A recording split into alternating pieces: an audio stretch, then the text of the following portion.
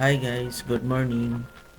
Dahil holiday ngayon, napag-isipan kong iligo yung alaga natin na si Tristan. Eh, may amoy-amoy na rin. Saka katabi namin tumatulog. Kahit nasa bahay, may amoy talagang aso. Kaya hindi mo mapigilan yung amoy nila.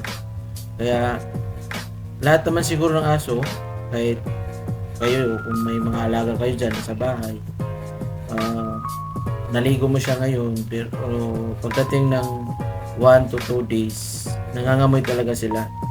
Dahil number 1 siguro, sa laway nila, op, excuse me, may nakasalipot, may iwang pa oh. Okay. Ayun guys, tips ko lang sa may mga alagang aso, ah, yung mga kailangan linisan, number 1, yung tainga, yan talaga pinaka-importante. Kasi dyan sila naiirita sa tainga nila. Din yung mga kamay nila, yung mga kuko, kailangan din ilinisin ng sabon. Tapos yung tips ko guys na dishwashing na may halong suka konti, para ito advice lang naman sa akin to, nung mga ano lang sa mga pet lover din. Actually effective siya sa, lalo na pag yung aso mo is medyo makapal ang balibo. Ano siya, kung ano yung shampoo mo or anong mga conditioner na i-apply mo, medyo tumatagal siya, pero depende sa panahon.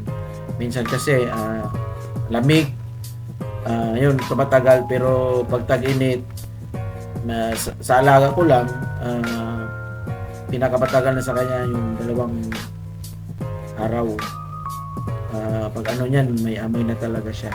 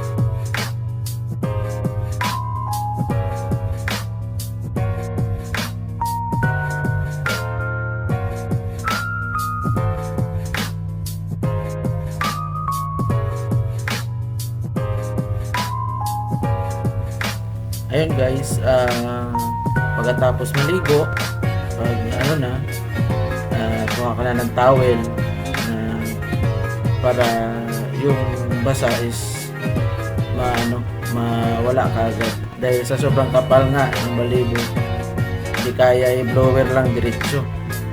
Medyo ano talaga, matatagalan ka.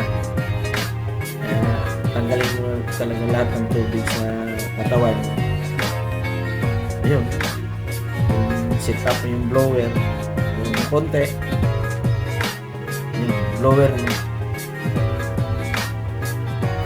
Ganito pala guys, sa aso ko nito, pag nagliligo kami, mag allowance ka talaga ng 2 oras.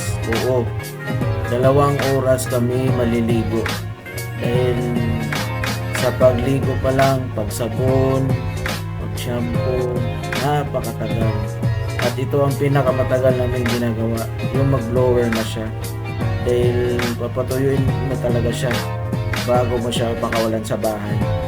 Dahil pag hindi po siya pinapatuyo, ano siya, yung balibo niya kasi is double coat. Nagkabulbul yan pag basa pa. Lalo na sa bahay kasi nagkarutan yan. Kaya ano mo talaga yung patuyuin mo talaga ng tuyong-tuyo, yung para na siyang cotton.